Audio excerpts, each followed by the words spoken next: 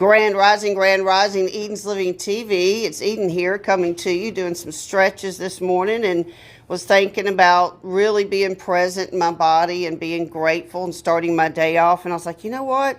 I'm going to get up and teach on this. This is trauma. This is how trauma stays in the body.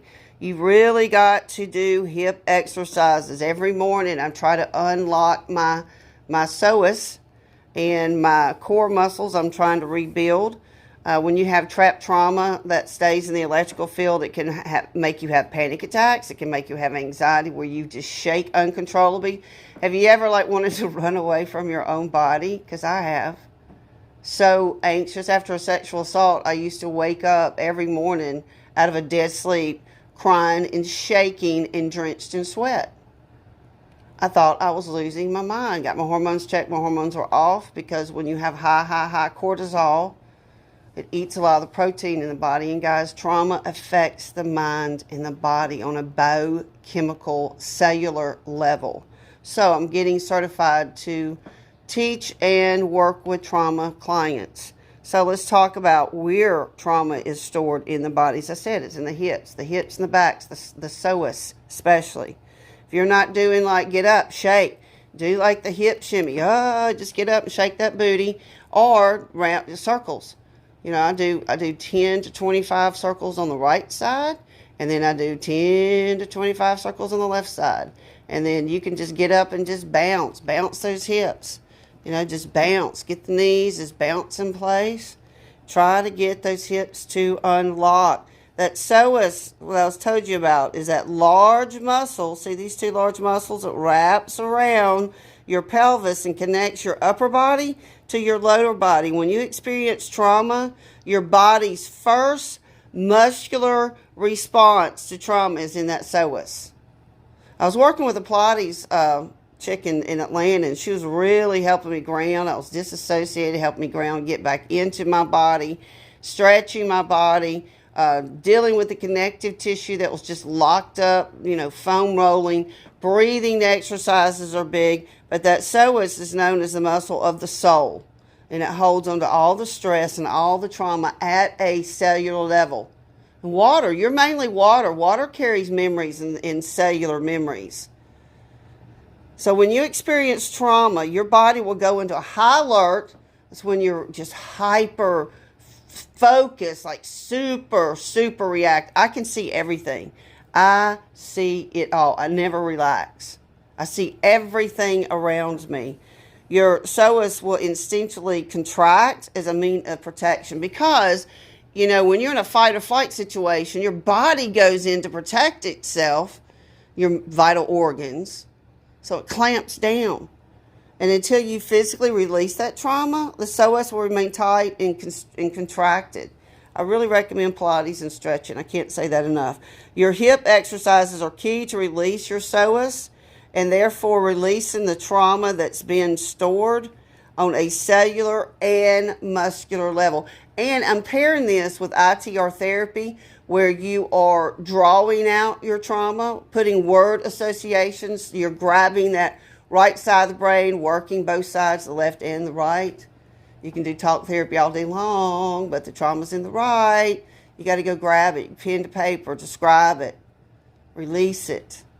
ITR therapy, if you want more information, inbox me, edenslivinktv@gmail.com.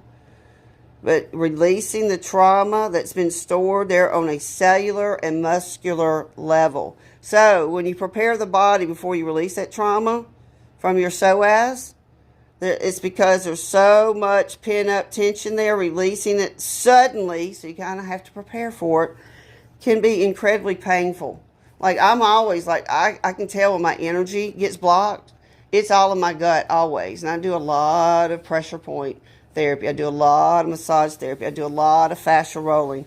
This is why your somatic exercises are so effective for a gentle psoas release. Releasing the stored trauma without pain. Here's just a little overall so you can make your little screenshot.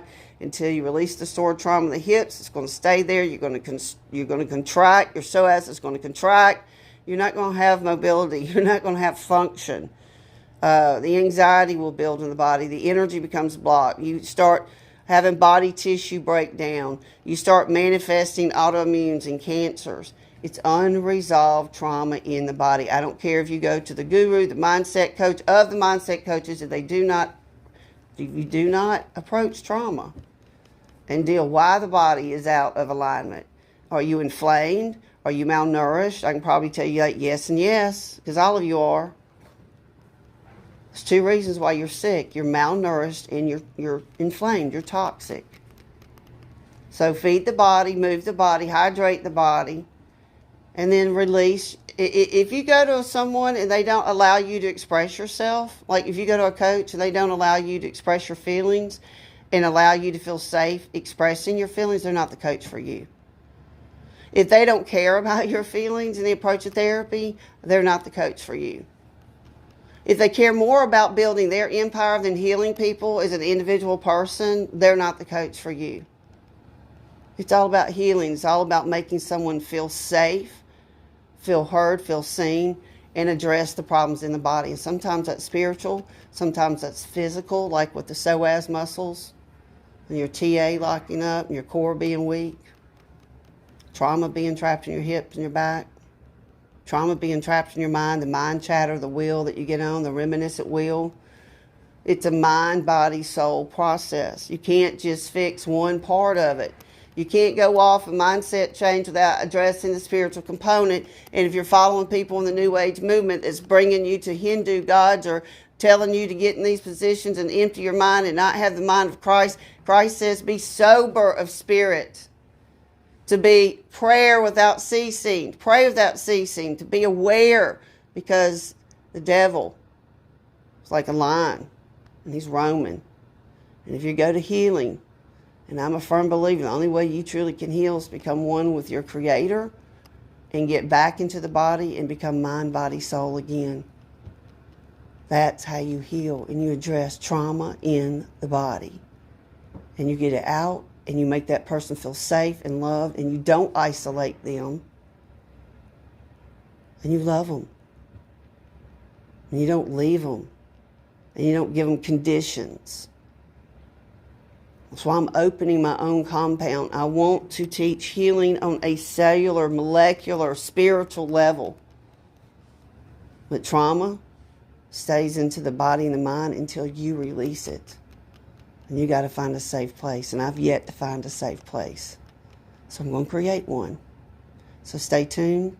Eden's Living's coming. If you want to donate, I'm about to buy 10 acres. I'm going to be putting teepees in small houses and creating a compound that you can come get organic food and have prayer and just work on traumas without judgments. And where you feel loved and seen and heard. It's $ Cash App, Eden's Living TV, if you want to donate towards that. That's where I'm going in my life. I'm going to focus on my own trauma, healing, and then turning around and pouring into other people because I've walked your path. I know what anxiety feels like. I know what depression feels like. I know what addiction is like. I know what being so sick you can't get out of a bed is like. I know what feels like total isolation because you're so sick, everybody left you. I know what it feels like your body not to work. I know that feeling. I love you. God loves you. And you're seen, you're heard, and you're enough. And you're loved. Peace out.